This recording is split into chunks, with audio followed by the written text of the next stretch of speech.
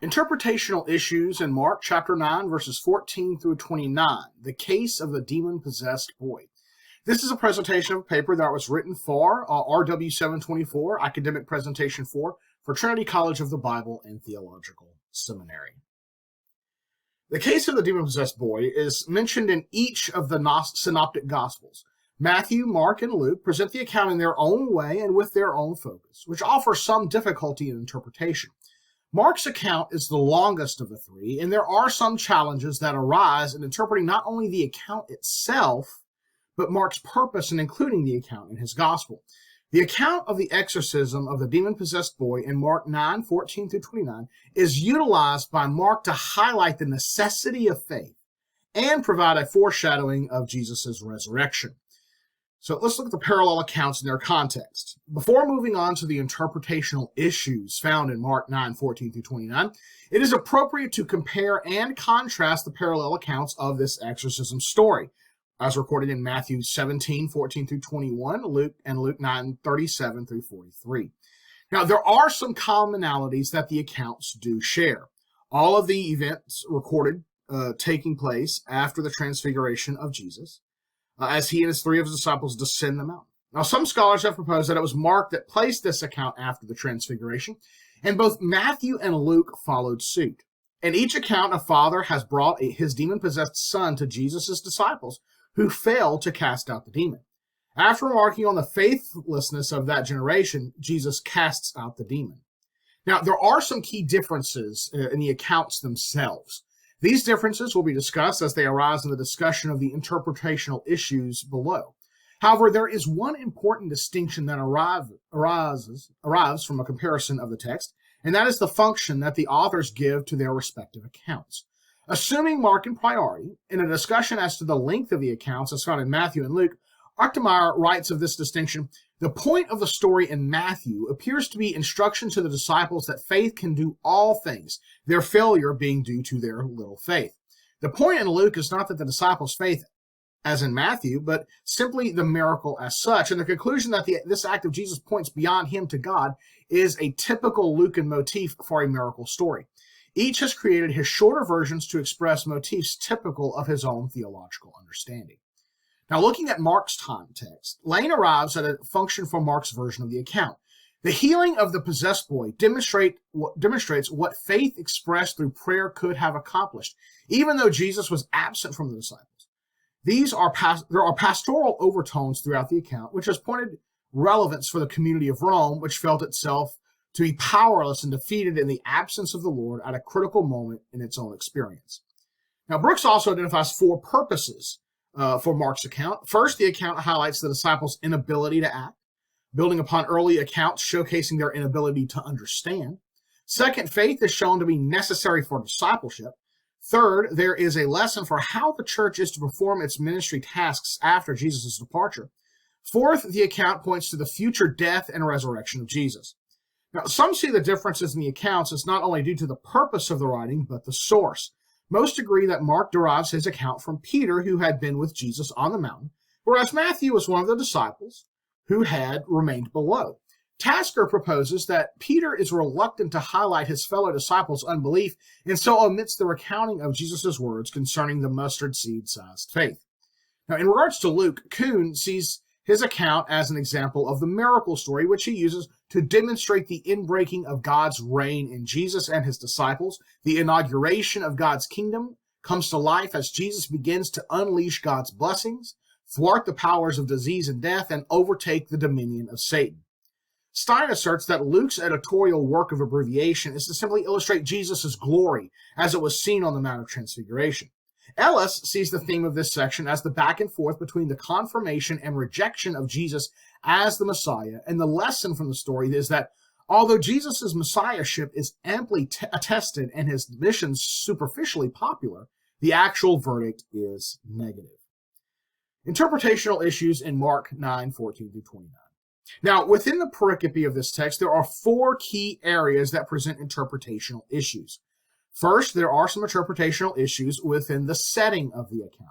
Second, there are issues in the problem being addressed by the account. Third, there are some interpretational challenges in understanding what took place within the exorcism. And fourth, there are some interpretational issues with the explanation Jesus gives in relation to the problems within the text itself and when compared to the parallel accounts. So let's look at issues in the setting, verses 14 through 16. When they came back to the disciples, they saw a large crowd around them, and some scribes arguing with them. Immediately, when the entire crowd saw him, they were amazed and began running up to greet him. And he asked them, "What are you discussing with them?" Now, there are several issues that arise in the setting. First, there is the issue of the location. Second, there is the issue of the dispute between the scribes and the disciples. Third, there is the issue of the amazement of the crowd. Now, the events recorded in Mark 9:14 through 29 take place after Jesus' transfiguration. No exact location is given in any of the synoptic accounts. Traditionally, the transfiguration is said to have taken place on Mount Tabor in southern Galilee. However, if Mark is presenting these events in chronological order, as is implied in verse 14, the transfiguration and this exorcism take place near Caesarea Philippi, which is located far north of the Sea of Galilee in the upper Jordan Valley. Mount Tabor is too far away for it to be the Mount of Transfiguration. It was also not a high mountain, which Mark 9:2 requires. It stands only at 1,850 feet and was likely inaccessible as it was probably fortified during Jesus' ministry. Mount Hermon is a much more likely candidate for that location. Heiser sees the Transfiguration as taking place on Mount Hermon, which he links with the descent of the watchers from 1st Enoch. It is on this mountain that Jesus reveals exactly who he is, the embodied glory essence of God, the divine name made visible by incarnation, which is a throwing down of a gauntlet where the hostile powers of the unseen world were put on notice. From here, Jesus begins to move towards his death. Joel Green posits that recording the actual location was not important to the synoptic authors. Instead, it was the topography, a high mountain. Mountains generally serve as places of revelation and or divine encounter. It was from this mountain that Jesus and the three disciples descended. They descend to the foot of the mountain and find a dispute taking place.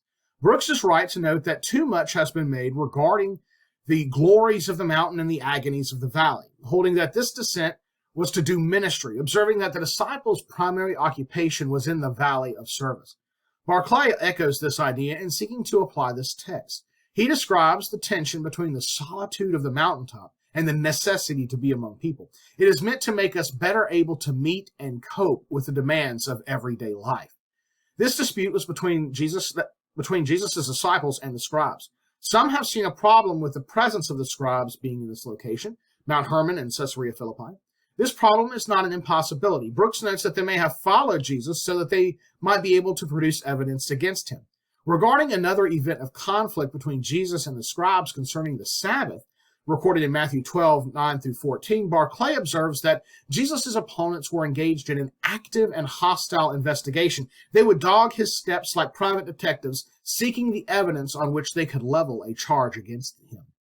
If this is the case in Mark 9, the scribes have followed Jesus and have found an opportunity to confront Jesus' disciples in his place. The dispute then may not only been about the disciples' failure to perform the exorcism, but also about the authority that underlay even the attempt at casting out the demon. The third issue in the setting is that of the amazement of the crowd. Normally, the amazement of the crowds followed the performance of the miracle. Now, some have posited that this amazement is due to the glory of God still remaining on the face of Jesus after the transfiguration event. This perhaps derives from a supposed connection between this event and the account of Moses descending Mount Sinai to confront failure at the base of the mountain, as recorded in Exodus 32. In such a case, the transfiguration likewise represents a new Sinai. Now, another option is that it reflects Exodus 34, where Moses descended from Mount Sinai a second time. This time, the skin of his face shone because of his speaking with him, Exodus 34:39. However, this is not likely the case, considering Jesus' instruction to his disciples in Mark 9:9. He gave them orders not to relate to anyone what they had seen until the Son of Man rose from the dead. Turlington comments that the amazement mentioned here is a result of a surprise at seeing Jesus, though greatly amazed is normally a stronger word than surprised. Brooks asserts that none of the synoptic authors make any such connection in the text, and best practice is not to read into the text what is not there. He goes on to propose that the astonishment was at Jesus' unexpected arrival, and that Mark may have wanted his readers to contrast the wonder of the crowd with the disciples' slow recognition. Issues in the problem, verses 17 through 24. And one of the crowd answered him, Teacher, I brought you my son possessed with a spirit which makes him mute. And whenever it seizes him, it slams him to the ground, and he foams at the mouth, and grinds his teeth and stiffens out. I told your disciples to cast it out, and they could not do it. And he answered them and said, O unbelieving generation, how long shall I be with you? How long shall I put up with you? Bring him to me. They brought the boy to him. When he saw him, immediately the spirit threw him into a convulsion, and falling to the ground, he began rolling around and foaming at the mouth. And he asked his father, How long has this been happening to him? And he said, From childhood. It has often thrown him both into the fire and into the water to destroy him. But if you can do anything, take pity on us and help us. And Jesus said to him, If you can, all things are possible to him who believes. Immediately the boy's father cried out and said, I do believe, help my unbelief. The immediate problem, the disciples' failure, verse 18. The immediate problem that Jesus faces is the fact that his disciples failed to cast out the demon. The father had brought his son to be exorcised, probably by Jesus, but upon not finding him, turned to Jesus' disciples. Now, there are three issues that arise in the immediate problem. First, there is the identification of the disciples. Barnes asserts that these disciples must be some disciples other than the 12 who had received a commission to perform such tasks earlier in Mark. And since they had not received this commission, they failed. While the 12 had received a commission in Mark 6:7, there is nothing within the text of Mark 9 that indicates that they are not present at this scene. Their presence is assumed. This also conflicts with Mark's intention to highlight the disciples' failure. Sterling lists three factors supporting this emphasis. Mark is the only one of the synoptic authors who emphasizes the presence of the disciples. Mark repeatedly uses the word "sutse tuntes," discussing, arguing, and Mark uses this pericope to emphasize the disciples' failure to understand the identity of Jesus and the meaning of discipleship after each of the first two passion predictions. Now, second, there's the issue of the failure itself. The disciples were unable to cast out the demon when they had been previously commissioned to do so. In verses 28 and 29, the disciples asked Jesus why they had failed, and he responds that they needed prayer. This will be discussed below in the section Issues in the Explanation. Matthew links the failure to a lack of faith. This will be discussed below in the section The Spiritual Problem, Unbelief. Witherington sums up the issue.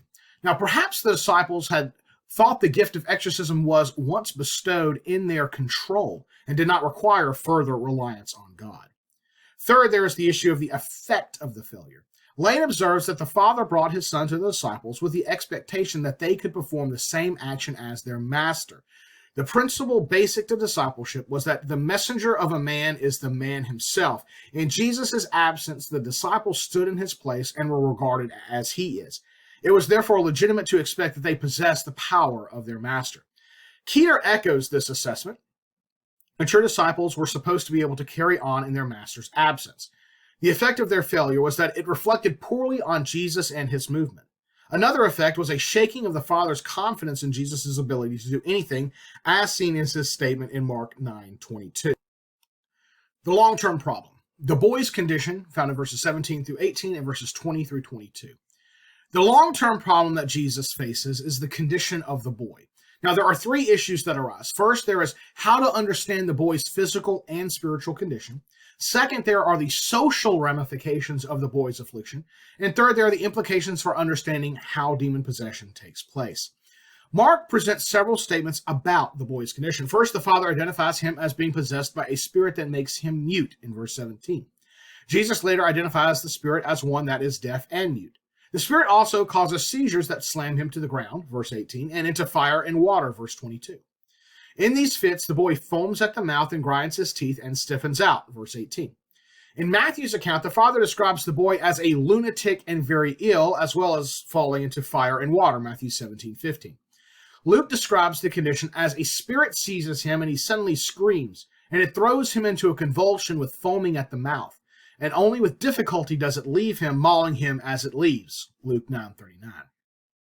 Based upon the description of the boy's affliction, many have assumed that he was suffering from a form of epilepsy, which Rector McNally defines as a chronic disorder characterized by recurrent, unprovoked seizures that result from excessive and abnormal electrical activity in the cortex of the brain.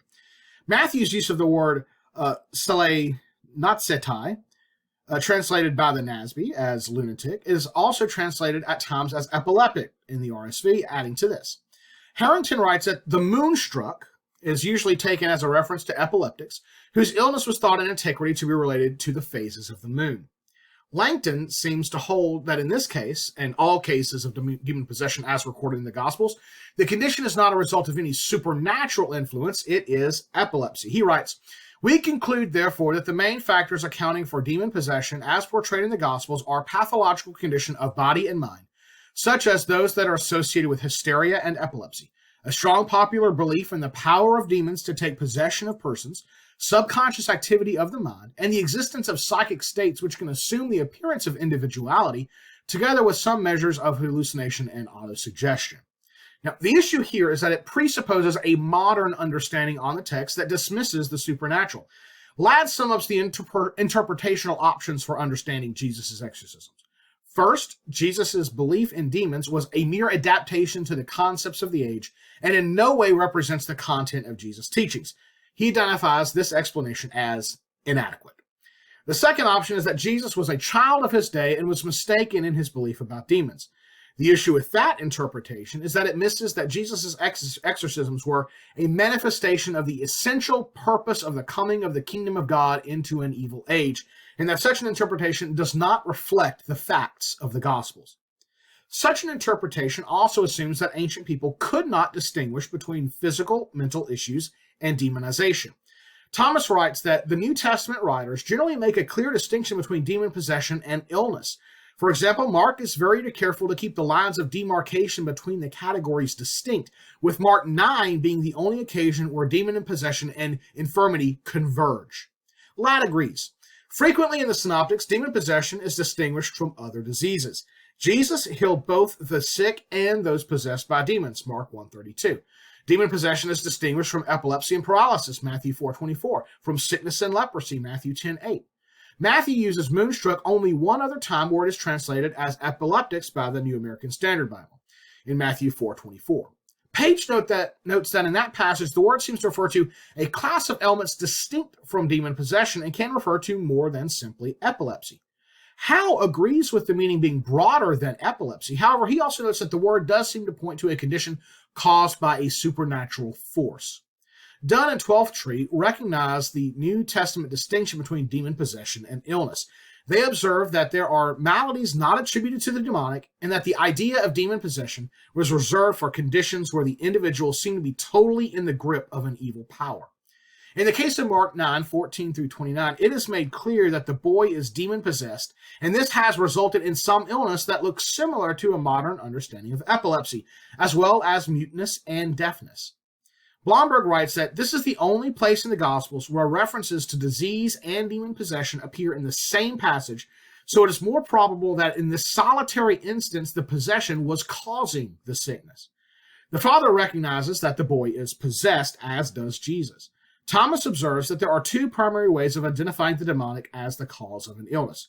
First, it appears to be readily identifiable by most anyone close to the individual so afflicted. Second, the New Testament also testifies of the ability to discern the presence of demonic activity behind an infirmity which might not otherwise be known.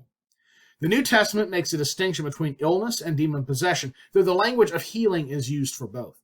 For those cases where demonization led to some physical or psychological issue, it was not enough for Jesus to cure the sickness. Jesus not only saw various maladies as manifestations of the single power of evil, Satan, but he also claimed that release could be won by tackling the malady, whatever the physical manifestation, at its spiritual root and source. It is also important to understand that healing was not so much focused on the cause of the illness, but rather the social effect that it had. Healing was restorative. Melina and Rohrbaugh write, "What is described in the New Testament, therefore, is not so much diseases as illnesses, abnormal socio-cultural human conditions, some of which would have had a basis in a physical condition, blindness, and others which did not, the inability or refusal to see or understand a teaching. Such illnesses cut people off from the group." The use of healing language as signaling restoration, then, should not be surprising in the case of exorcisms. The condition of the boy did not just affect him and threaten his place in the community, it also threatened his family. In his account, Luke identifies the boy as an only boy, Luke 9:38. Keener writes that an only son was extremely important to a father in this culture for social, economic, support in old age, and hereditary reasons, including the passing on of one's ancestral line. Molina and Rohrbaugh explain further. Since his son could not marry, the father faced the end of the family line, the loss of its land, and hence its place in the village. All members of his extended family were thus imperiled. Now, this is not to imply that the father's only concern was social status and future. Second Temple Judaism saw children as gifts from God, and Greco-Roman funerary inscriptions and other writings highlight parental affection toward their children. Spencer observes that though the text does not mention it, it can be surmised that this was not the first attempt at the father of seeking an exorcism for his son, as this was a long-term condition. The long-term condition of the boy provides some implications for understanding demon possession. Some assert that demonization finds its root in two causes. The first is personal involvement in the occult, and the second is ancestral involvement, which Dickinson identifies as the primary cause. Bubeck agrees, writing that this ground of transference would seem to account for little children having to endure this invasion of the powers of darkness, going on to cite this passage as an example. Page, however, while acknowledging that this passage does teach that children can be possessed, counters the notion that this is a case of transference. There is no biblical warrant for the popular notion that possessions can be passed on from parents to children through bloodlines. Indeed, the fact that the father brings his son to be exorcised seems to indicate that there is no ancestral involvement in this case. The boy had been demonized from childhood, verse 21. Witherington notes that this points out that the possession can come on the unsuspecting without any dabbling in the black arts. Boyd echoes this sentiment. First, he remarks that since this seems to point as having been the boy's condition since infancy, it points out that the demonized person was not responsible for this condition. Second, he offers that the lesson from this passage is counter to commonly held belief. This observation strongly contradicts an assumption that many Western Christians hold, that matters in the spiritual realm are supposed to be fair. The assumption is that God would not allow a person to be demonized unless they deserved it. If a person is demonized, and we actually recognize this as a possibility, which is rare, it is held that the person must have willed the evil spirit to occupy them, or must have done something, e.g. dabbled in the occult, that opened them up to becoming demonized. Demonized people, the assumption therefore goes, must be, or at least must have been, fundamentally bad people. In other words, just as evil adults can and do sometimes victimize children against their will and God's will, so demonic spirits can apparently sometimes victimize people against their will and against God's will. The implication of this passage for understanding the demon possession is that not all demonization can be laid at the individual's or their ancestors' involvement in occult practice. The demonized person is a victim. Jesus, in this passage and elsewhere, does not seek to identify the cause of the possession or place blame. Instead, he delivers the person from the demon. The spiritual problem, verses 19 and 23 through 24. Now, the spiritual problem that Jesus faces is the lack of faith which is on display from the crowd, the disciples, and the boy's father. The issue of faith first appears in verse 19. After the man identifies the reason for the discussion, that he brought his son and the disciples were unable to cast out the demon, Jesus offers a rebuke. "O unbelieving generation, how long shall I be with you? How long shall I put up with you?" Verse 19. There is some debate over exactly who is being addressed. Barbieri identifies those being addressed as the 9 disciples who had not ventured onto the mountain. Brooks agrees, writing that in Mark 8, the word generation is applied to unbelievers who oppose Jesus, but here it probably refers to the disciples. Howe proposes that a second option may be that Jesus is addressing the father of the son, as the father's faith is addressed later in the passage. Another option is that Jesus is addressing the whole crowd, including the father of the boy and the disciples. Howe also notes this option, linking it to similar language used in Deuteronomy 32, verses 5 and 20, and Numbers 14:11. In this light, the generation is used to refer to the unbelieving Israelites, and the same interpretation may be applied to the Markan passage that Jesus' use of generation is for the entire nation, including the disciples. Similar to God's frustration with the Israelites in the wilderness, Jesus also expressed his disappointment with his contemporaries. Morgan observes that the whole atmosphere in the story is unbelief. The supreme interest of this valley scene is that of unbelief, revealed in different phases. There were the scribes, willful and persistent unbelief. There was the father, unwilling belief. There was the boy, irresponsible unbelief. And there were the disciples' unconscious unbelief. Turlington agrees with this assessment that Jesus was addressing the whole crowd, saying that Mark's treatment quite often encourages us to think of how much Jesus' patience must have been tried by men's dullness of mind and slowness to believe in him.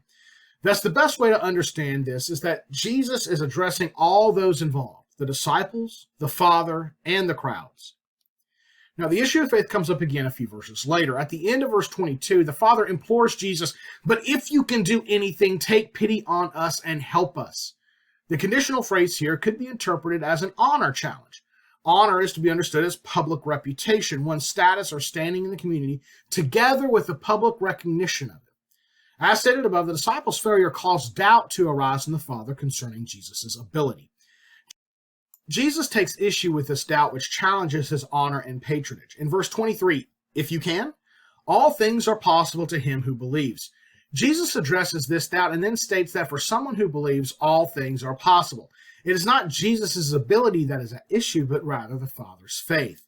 Brooks notes the shift from the lack of faith on the part of the disciples to the Father's lack of faith. All need faith.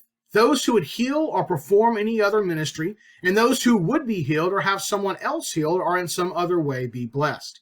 Lane describes the intent of Jesus' statement, "What is to be tested in the arena of experience is not Jesus' ability, but the Father's refusal to set limits to what can be accomplished through the power of God." Turlington echoes this assessment. This probably does not mean that with faith one can do anything he chooses, but as Rawlinson says, that the man who has faith will set no limit for God's power. Lane also draws a parallel between this statement and that found in Mark 10:37.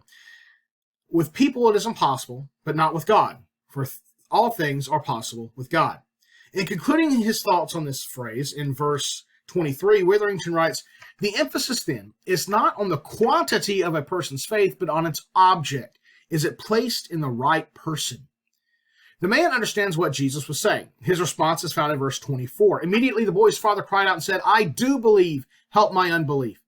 Howe writes, "The ambivalence of this reply is partly driven by the anxiety of the father over his son, but his conversation with Jesus has regenerated his faith. He comes to believe Jesus."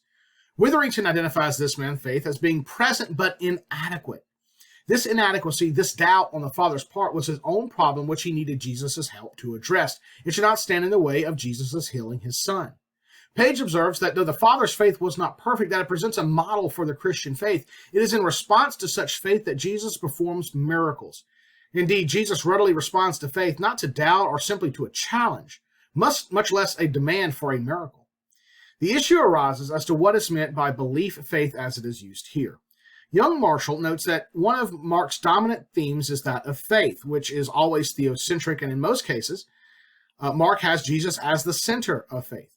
In the case of these events, the Father's cry is a deep recognition of one's helplessness, as well as a strong conviction that only God and his special agent Jesus can help.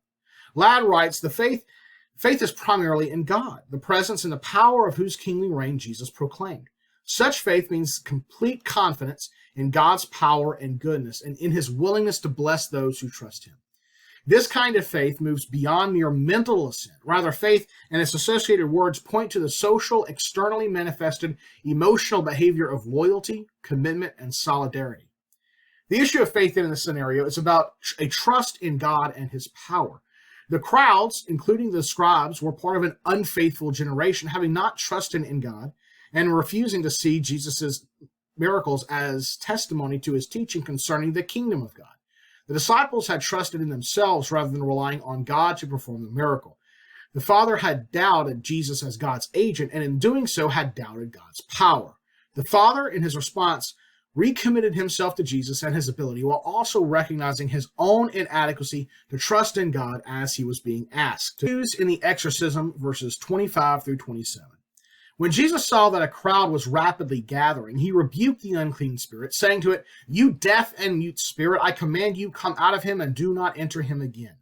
After crying out and throwing him into terrible convulsions, it came out, and the boy became so much like a corpse that most of them said, "He is dead." But Jesus took him by the hand and raised him, and he got up. The first issue that arises in the recounting of the exorcism itself is the issue of the gathering of the crowd. Mark 9:14 shows that there was already a large already a large crowd that had gathered at the foot of the mountain. Verse 25 seems to indicate that a crowd was rapidly growing. Lane remarks on the obscurity of this issue. It is natural to think of the crowd mentioned in verse 14, although there has been no mention of withdrawal from the people, as in chapters 7:33 and 8:23. It is possible that others began to converge upon the spot as word of Jesus' presence spread. It's also possible that Jesus and those involved withdrew away someone and the crowd was starting to crowd back around them, though that too is speculation. There are also two understandings of why the crowd's approach prompted Jesus to perform the exorcism at that time. The first understanding is that Jesus did not want to bring further attention to what was happening. Brooks writes, as on other occasions, Jesus avoided unnecessary publicity and acted before the crowd grew larger or got out of hand. Charlton also takes this approach. Jesus wished to help the afflicted boy, but not to have any more public display of his authority than required. Molina and Rohrbaugh view the crowd's arrival as a catalyst for Jesus to restore his honor by performing the exorcism that his disciples were unable to do. That Jesus' disciples could not cast out the demon reflected poorly on Jesus and his movement. When Jesus saw that a crowd came running together, he had to act. Jesus rebuked the unclean spirit. Since witnesses were necessary for a grant of honor, the crowd here would be able to confirm the honor of Jesus and his movement that was diminished by the inability of the disciples to heal the boy. The second issue is that of Jesus' command to the demon, found in verse 25. Unlike other exorcists at the time, Jesus merely commands the demon to leave. Background readings, including the Greek magical papyrus, the Book of Tobit, and Josephus' account of Eleazar's exorcisms, highlight the use of incantations, magical artifacts, the invoking of a name of power, and other rituals. Jesus does not use any of these. One other issue in Jesus' command to the demon is his command for the demon not to enter the boy again. Lane comments, the expression of the command, both positively and negatively, served to make it clear that the attacks were now to be a thing of the past. The double rebuke of the unclean spirit may have been prompted by the display of contempt for Jesus exhibited in severe convulsion reported in verse 20. This verse, along with Matthew 12:43 through 45 and Luke 11:24 through 26, point to the fact that someone who has been exorcised can be repossessed. In this command, Jesus stresses the fact that the demon is not to return, which may have been prompted by the intermittent nature of the boy's epileptic seizures. Jesus probably wanted to stress that the cure would be permanent. The third issue is the condition of the boy after the exorcism. Verse 26 describes the demon leaving the boy, but causing some convulsions on its way out. After the demon had departed, the boy appeared to be dead. Verse 27 shows Jesus taking the boy by the hand and raising him up. Many scholars see the imagery as relating to resurrection. Witherington notes that the text itself points to a comatose state for the boy, where he appears as if dead, so much so that the crowd thought that he was. Page sees the resurrection imagery as relating to the new life that the boy now has. Mark saw the imagery of resurrection as being particularly appropriate to characterize the change that Jesus had wrought in the boy. Jesus had given him an opportunity to begin a new life. Brooks sees this as pointing not just to a state, but rather Jesus' own death and resurrection. The last idea seems to be the most accurate. Howe explains the exorcism points to Jesus' victory over the power of death. Jesus then is portrayed by Mark as the eschatological exorcist who on the cross completely vanquished the Satan. Shively sees this theme of resurrection in more accounts than this one in Mark. She writes, Mark casts Jesus' healings and exorcisms as evocative of resurrection from the dead, such that on a rereading or rehearing of the gospel, they may be seen as resurrection-type stories, which suggests, one, that they both echo and foreshadow Jesus' own resurrection, and two, that Jesus' resurrection has a corresponding function to that of his followers in the New Age. Resurrection purifies the body, transforming the mortality and death that are inimical to God's presence, character, and rule. Issues in the explanation, verses 28 through 29. When he came into the house, his disciples began questioning him privately, why could we not drive it out? And he said to them, this kind cannot come out by anything but prayer. The main issue in this section is the reason for the disciples' inability to cast out the demon. The issue is one of the key differences between the parallels. Luke does not provide an answer in his account. Matthew relates it to the littleness of their faith, Matthew 17:20. Mark has Jesus providing a twofold answer related to the kind of demon and prayer. Actemeier proposes that these two verses are added by Mark to the original story of the exorcism to make explicit his use of the story as a time of instruction for the disciples, which is the main theme of this section of Mark, chapter 8, verse 27 through chapter 10, verse 45. This fits in with a theme of Mark where he has Jesus entering a house in order to provide private instruction for his disciples. Keener observes that this was a practice among Jewish rabbis as well. As frustrated as Jesus may have been with their lack of faith, verse 19, he was their teacher and they still had more to learn. Here he reveals the theological lesson to be learned. Jesus states that this kind cannot come out by anything but prayer, verse 29. Murphy sees this as a recognition that the disciples had not faced this kind of spirit before and were unprepared to face it. Recio holds that the emphasis is not exactly on the kind of demon or how to discern the type of demon, but rather on the method for exorcising the demon, prayer. Now this leads to a question: how does prayer relate to faith? Faith, or lack of it, has been a theme of this exorcism story, and Matthew makes that point obvious. Why does Mark focus on prayer? Well, Brooks states that prayer and faith are closely related. Prayer, especially a whole life of prayer, is the avenue to faith. Howe observes, prayer invites the disciples to put their faith on the one true object of faith. We see the relationship between faith and prayer here. Prayer is the expression of faith which shows a full dependence on God's power.